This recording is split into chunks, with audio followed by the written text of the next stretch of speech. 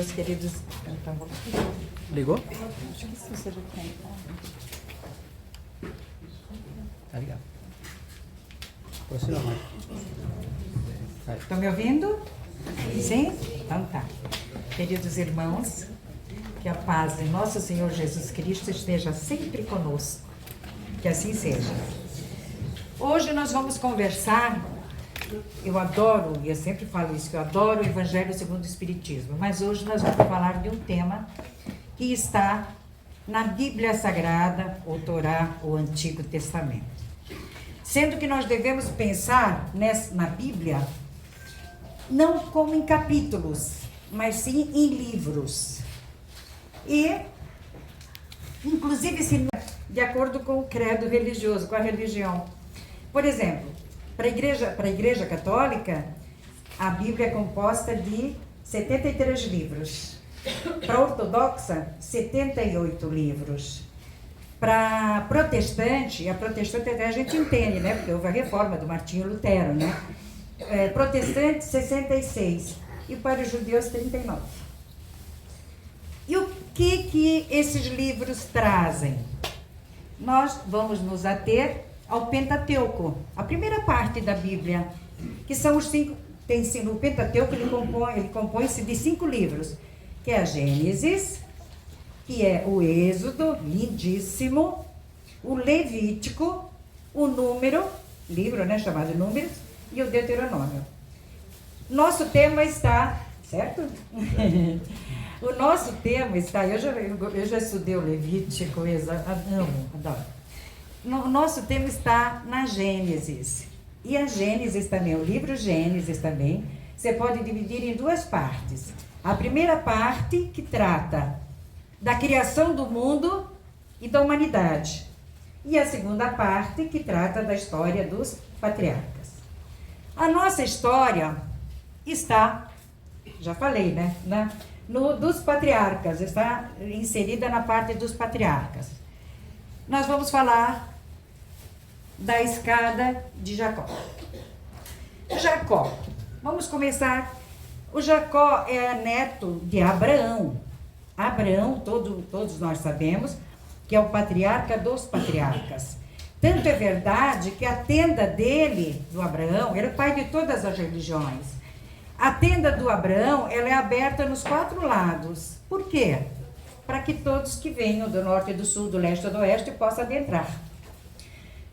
Pois bem, o Abraão tinha 100 anos, já contava com 100 anos de idade, e sua esposa, Sara, 90, e não tinham filhos. Mas aí Abraão pediu, Abraão implorou, Abraão pediu, Senhor, dê-me essa graça. E a graça foi concedida e nasceu o Isaac.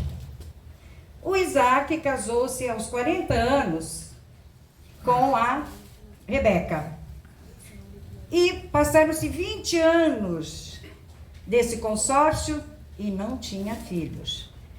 E ele pediu, implorou para o Senhor, e a Rebeca ficou grávida de gêmeos. Quais? Todo mundo sabe, Esaú e Jacó. Quem nasceu primeiro foi Esaú. Logo em seguida, nasceu Jacó grudado no calcanhar. Nasceu em seguida grudado no calcanhar do Esaú. Por isso que o nome dele em hebraico significa aquele que agarra o calcanhar. E o Jacó, o Esaú, era o preferido do Isaac. Ele era um forte caçador e tinha pelos. O Jacó não tinha, era pele lisa, mais sereno e vivia mais na tenda. E era o preferido da Rebeca. Mas o Esaú era o primogênito. Ele havia nascido um pouquinho antes, minutinhos antes, mas ele era o primogênito. E vocês sabem que pela lei judaica, o primogênito é que detém o direito do cuidado de toda a família e dos bens da família. Por isso que a parábola do filho pródigo, na verdade, ela dá ênfase. Por quê? Porque o filho menor pediu para o pai dividir a herança. E isso não era costume, isso não era normal. A herança não era dividida. Eles viviam juntos, o primogênito cuidava da família. Ia sucedendo, ia passando, mas não tinha divisão. Por isso que aquela parábola é tão enfática, que ele pede para fazer divisão, ele vai conhecer outras coisas do mundo, depois fica... Prodigalidade em direito significa gastar a herança indevidamente, gastar tudo e ficar pobre. E aí quando ele volta, daí ele é recebido pelo pai, o pai inclusive vai correndo a encontro dele, o outro irmão não gosta. Vocês conhecem a parábola? Bom, mas o Jacó então e a Rebeca, né, não gostaram, não estavam muito felizes com a progenitura do Esaú. O Esaú tornou-se, né, um grande caçador. Certa altura, o pai deles, o Isaac, já estava meio velho, já estava bastante velho, e seco. Aí ele chamou o Esaú, que era o filho preferido dele, e o primogênito. Esaú, meu filho, ó, estão batendo a porta. Pegue o seu arco e vá caçar um belo cordeiro. Com ele você faça um cozido e traga-me, porque hoje eu estou para morrer, já estou, né, com bastante idade, estou para morrer, eu quero lhe otorgar a bênção da progenitura. Rebeca, ouvindo isso, não gostou. O que ela fez? Mandou o filho preferido dela, o segundo filho, o Jacó, ir no rebanho, pegar 2 belos cabritos, trazer para fazer, fizeram um cozido. Com a pele do cabrito, ela fez 2 mangas com ombreiras e mandou o Jacó vestir. E com o cozido pronto, o Jacó entrou no quarto onde o pai estava, Isaac estava. Ele já não enxergava quase mais nada. Quem está aí? Ele perguntou. Ele disse, o Jacó, fingindo-se ser Esaú, falou: seu filho Esaú, aproxime-se. Ele se aproximou, ele passou as mãos pelos braços do Jacó, sentindo os pelos, ele achou que realmente o Jacó seria o Esaú, e otorgou a bênção pro filho menor. Quando o Esaú chegou em casa e soube do ocorrido, ficou muito indignado, ficou muito aborrecido, porque haviam usurpado o direito dele de progenitura. E ele ameaçou, ele disse: quando meu pai morrer, quando meu pai desencarnar, eu te mato. A Rebeca, preocupada, falou: não, vamos dar um jeito. O que ela fez? Ela mandou que o filho Jacó saísse de Bersabé, onde eles moravam, e fossem para Padã Aram, na casa do Labão, que era o irmão dela, tio do Jacó. Aí ele fez. Então, num certo dia, caminhando, tem lugar ali, senhora, ó. Um certo dia, caminhando, já era no final da tarde, o sol já estava se pondo. Ele, cansado, pegou uma pedra, colocou como travesseiro e dormiu. E aí ele sonhou. Eu gostaria que todos nós agora entrássemos no sonho do Jacó. Porque o Jacó sonhou, ele via no sonho dele uma enorme escada. Vamos imaginar essa escada. Da terra até o céu. Uma escada iluminada, luminosa, maravilhosa. E por ela subiam e desciam anjos de Deus. No topo dessa escada estava o próprio Senhor. Quando ele acordou, imaginar essa escada, que coisa mais linda. E essa escada eu acho que cada um de nós devemos imaginar e levar para nós, para casa, essa nossa escada. Porque vocês vão ver depois o significado dessa escada, que é muito interessante, muito bom. Daí, quando ele acordou, aí o Senhor, no topo da escada, disse-lhe o seguinte: eu sou o Deus de Abraão, teu avô. Eu sou o Deus de Isaque, teu pai. A terra sobre a qual dormiste, eu dou a ti e a tua descendência. Tua descendência se tornará numerosa como a poeira do Oriente, para o norte e o sul.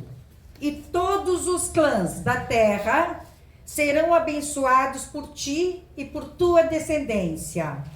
Eu estou contigo e te guardarei em todo lugar. Importante. Eu estou contigo e te guardarei em todo lugar aonde fores.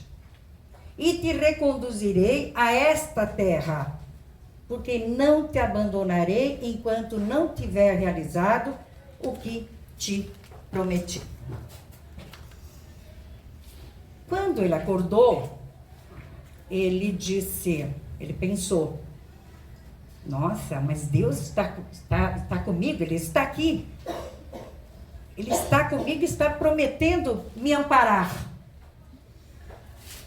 Esse local era uma antiga cidade, uma cidade grande, que se chamava Luz. A partir daquele momento, aquele lugar começou a ser chamado de Betel, que significa a casa de Deus. Pegou a pedra que havia apoiado a cabeça, colocou em vertical, colocou óleo nela e a entronou, dizendo que ali ele voltaria, porque ali era a casa de Deus. Depois o Jacó seguiu o caminho para Padã Arã. O que nós podemos entender dessa escada? Muitas coisas. Primeiro, é uma enorme escada, anjos descendo e subindo, anjos do Senhor, anjos de Deus, descendo, subindo e descendo por essa escada. O Jacó, nessa caminhada, nesse dia, que ele estava fazendo, indo para Padã Arã, ele estava se sentindo aflito, ele estava numa situação aflitiva, numa situação não fácil. Por quê? Ele havia enganado o pai dele, ele havia enganado o irmão dele, ele estava com a morte, já do que o irmão tinha prometido matá-lo. Ou seja, a situação dele não era nada boa, era aflitiva.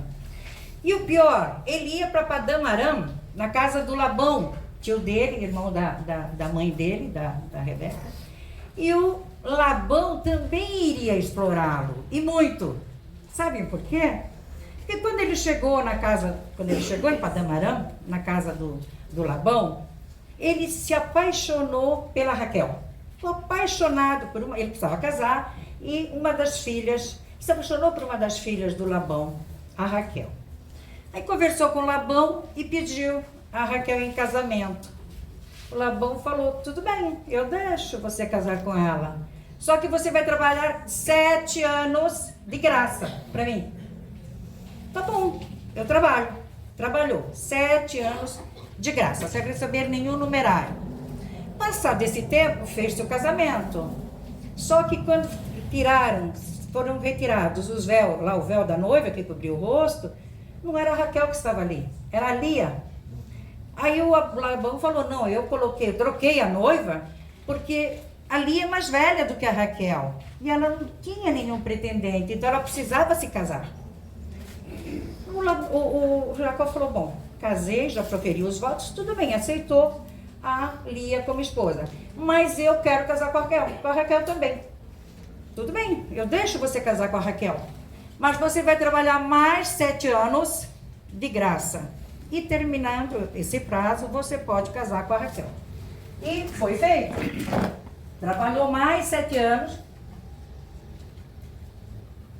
e se casou com a Raquel. Mas olha que situação difícil. E essa escada, você lembra do que Deus falou para ele? Eu estarei contigo, te guardarei, te abençoarei e estarei contigo o tempo todo. Não foi isso? Não te deixarei, não te abandonarei. Então essa escada representa a proteção divina, a providência divina. Lembra, um dia desses eu até falei sobre a providência divina. Que a providência divina nunca nos abandona. A providência divina está sempre presente na nossa vida. Seja lá o que nós vamos fazer ou deixar de fazer, né? Coisas boas, lógico, mas coisas ruins, nem por isso ela vai se afastar da gente. Ele não vai se afastar da gente. A providência divina está sempre presente. Então, um dos significados dessa escada de Jacó é exatamente a providência divina. Outro significado, o prenúncio da vinda de Jesus. E por que eu estou falando isso? Jesus já não estava aqui? Sim, Jesus já tinha, ele é o nosso governador espiritual. Então, desde a separação da nebulosa, foi ele, o Cristo, mais alguns ajudantes, com mais alguns da comunidade de Cristos, que formataram esse planeta. Mas para nós ainda ele não tinha vindo, estava sendo prometido. Essa história que eu estou contando para vocês é uns 600 anos antes da vinda do Cristo. Havia a promessa da vinda do Messias, não é? Isaías falou isso. E então ele não tinha estado ainda entre nós como ele esteve depois. Mas ele estava no planeta, assim, claro, cuidando. Mas aquele Senhor que está no topo da escada é o Cristo, que é o responsável. A escada não é da terra até o céu? Onde é que é? Não é no planeta Terra? Tá. Quem é o nosso governador espiritual? É o Cristo. Então, o Senhor, no topo da escada, é já o prenúncio do nosso Cristo. E tem mais. Ele no Evangelho de João, tem um item lá, não lembro agora o capítulo e nem o item, mas o versículo. Mas ele diz assim... em verdade eu vos digo que daqui para frente vereis o céu se abrir e anjos do Senhor descendo e subindo sobre o homem, o filho do homem. Quem era o filho do homem? O próprio Jesus. Então já era um prenúncio da vinda dele, isso há 600 anos antes, de que ele viria trazer essa maravilhosa lição do amor, como ele fez para todos nós. O que mais que significa essa escada? Escada. O que é uma escada? Solução. Eu subo degraus, não é? Eu subo degraus para conseguir alguma coisa, não é verdade? Você está no alto. Então, escada significa ferramenta. Que tipo de ferramenta? Depois eu quero até homenagear os médios novos. Que ferramenta é? A mediunidade. É o exercício da mediunidade. Esse livro aqui que eu me inspirei para fazer a nossa conversa, ele trata exatamente desse item, da mediunidade. Porque todo o trabalho dos espíritos desencarnados com relação aos encarnados, e de desencarnados para desencarnados, o cuidado, o zelo, ajudando. Inclusive, eles tratam nesse livro aqui do serial killer. Quem é um serial killer? Aquele que mata em série. E eles estão cuidando de um serial killer para mostrar que ninguém foge, que ninguém escapa, que ninguém fica de lado da graça do Senhor.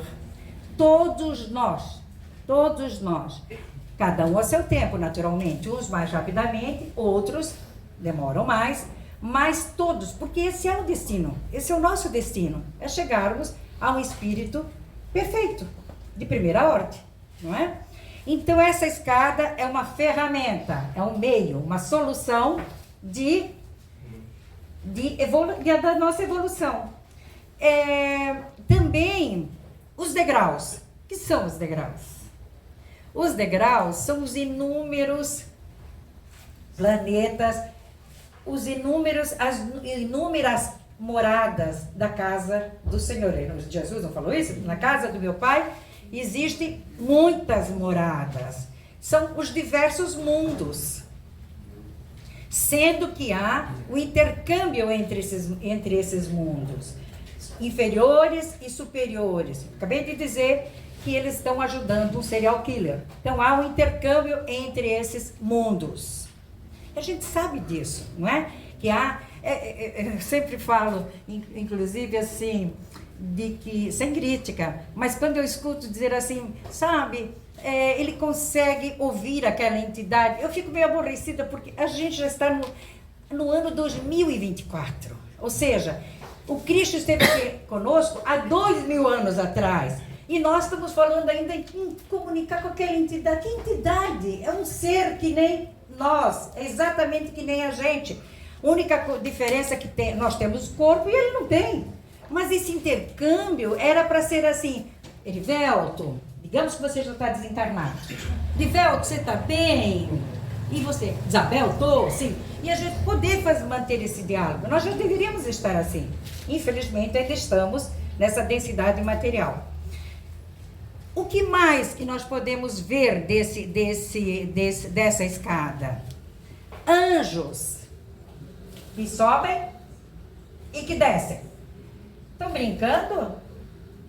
Não. Estão trabalhando. Estão trabalhando. E o trabalho faz parte da natureza do homem. Está lá no Livro dos Espíritos, né, Ricardo? Né? O Kardec indagou aos espíritos. Por que o trabalho? Né? Por que a lei, que é uma lei divina, uma lei imutável? Por que a lei do trabalho? A resposta? Porque o trabalho faz parte da natureza do homem, do ser humano. E é pelo trabalho que nós vamos desenvolver a nossa inteligência e também depurarmos o nosso espírito. Lembram da parábola dos talentos? Lembram? O que é? Como foi a parábola dos talentos? O mundo espiritual é que nem o mundo físico. Então, um senhor tinha vários empregados, vários bens, muitos bens, e ele ia viajar. Ele chamou 3 dos seus melhores trabalhadores e lhes disse: o primeiro, eis aqui 5 talentos. Você deve trabalhá-los e fazer com que eles floresçam, né? Que produzam, que sejam realmente trabalhados. Ao trabalho, sejam realmente trabalhados. Para o segundo, ele entregou quantos? 3 talentos. E também disse, é para você pegar esses talentos e trabalhá-los. E para o terceiro, ele deu 1 talento. E disse a mesma coisa. Você pega esse talento, trabalhe esse talento e faça florescer e frutificar. Passado um tempo, ele voltou. E aí ele chamou essas pessoas, esses seus empregados, seus servos, sei lá o nome, para prestação de contas. O primeiro, que tinha recebido 5 talentos, ele chegou e falou: como eu sei que o senhor é uma pessoa que faz nascer planta em cima de uma pedra, né, que gosta que as coisas floresçam realmente, né, e faz por que seja assim, eu trabalhei esses meus 5 talentos que você me deu e produzi mais 5, eis 10 talentos. O Senhor disse-lhe: você é um servo fiel. pode se sentar na mesa do Senhor. O dos 3 talentos disse: eu sei que o Senhor é exigente, tal. Eu também trabalhei os meus talentos e produzi. Eis 6 talentos. 6 talentos. Entregou 6 talentos. Ele falou: você é um servo fiel. Pode sentar na mesa do Senhor. Aquele para quem ele havia entregue um talento, chegou e falou para o Senhor assim: bom, o Senhor me deu um talento. Eu fiquei com medo de perdê-lo, de que roubassem, de que sumissem. Eu enterrei debaixo da terra. Eis o seu talento. Aí o Senhor falou: você é um servo infiel, porque eu disse para você fazer florescer, trabalhar esse talento, e você, medroso, enterrou para que não sumisse, não roubassem e tal. Você é um servo infiel, não tem direito de sentar na mesa do Senhor. Agora vamos trazer esses talentos para nós. Nós recebemos talentos também. É claro que não é moeda, são talentos pessoais. Cada um de nós. O Erivelto veio aqui agora há pouco falar de um curso de reflexologia, ou seja, tem um talento de ensinar. Tem outro que tem o dom de medicar. Cada qual tem o seu N talentos, costurar, não importa, cozinhar, são talentos maravilhosos. E esses talentos, eles têm que ser trabalhados, e não escondidos debaixo da terra ou coisa parecida. Trabalhados, é isso que nós precisamos fazer, é isso que o Senhor espera de nós, não é verdade? Tanto é que ele diz que a lei do trabalho, né, lá no Livro dos Espíritos, que a lei do trabalho é uma lei divina, uma lei imutável. Porque imagina, é da própria natureza do homem. Imagina uma pessoa nasceu e cresceu e ficou lá indolente. Vai até atrofiar, não é? Vai até atrofiar. Então faz parte da natureza do homem. E a gente tem que fazer com que esses nossos talentos realmente floresçam e produzam frutos. O Senhor Jesus Cristo já dizia: conhece-se a árvore pelo fruto. Conhece-se o homem pela obra, pelo talento, pelo desenvolvimento do talento. Então veja, essa escada tem tantos significados, e por isso que eu disse que eu gostaria até de homenagear os médiuns novos, porque é o caminho da mediunidade. Gente, todos nós temos esse dom, foi nos dado a todos nós, todos. Tem diferentes, tem aqueles que ouvem, tem aqueles que veem, a grande parte é intuitiva, mas não importa, todos têm mediunidade. E como é que eu vou exercitar essa mediunidade? Vamos estudar a doutrina, como fizeram esses médiuns, como fizemos nós em outros tempos, e continuamos estudando, e como fizeram esses médiuns novos que estão chegando hoje. Parabéns! Não é? Esse convite é para todos vocês que estão aqui. Vamos estudar, vamos trabalhar, vamos laborar. Que essa é a nossa, é o que Jesus Cristo, que Deus espera de nós. Então veja, vamos pensar nessa escada como a nossa escada. Como a nossa escada. Como a nossa escada do labor, do trabalho, da oração. Lembra que o Abraão tinha 100 anos. E a Rebeca não, a Sara, 90 anos. E ele implorou, ele pediu, e o filho veio. Então, se a gente sabe pedir direitinho, com fé, nós temos que ter fé. O Cristo Jesus já disse que se nós tivéssemos fé do tamanho de um grãozinho de mostarda minúsculo, nós diríamos para a montanha: mova-se montanha, e a montanha se moveria. Mas é isso que nós temos que despertar em nós. Vamos pensar nessa escada de Jacó, todos nós? Vamos. Sim, vamos. Para exercitarmos esse nosso dom, esse nosso potencial. Nós temos uma missão. Cada ser que vem aqui, ele tem uma missão. Deus não criou nada, assim, não favoreceu ninguém. Todos os seus filhos são simples ignorantes.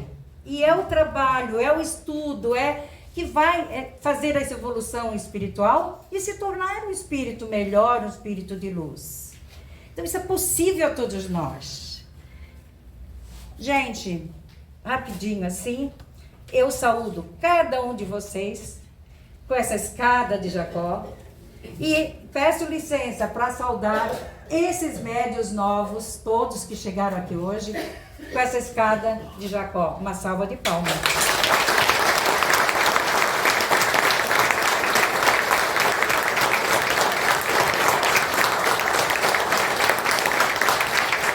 Sejam bem-vindos, tá? Obrigada.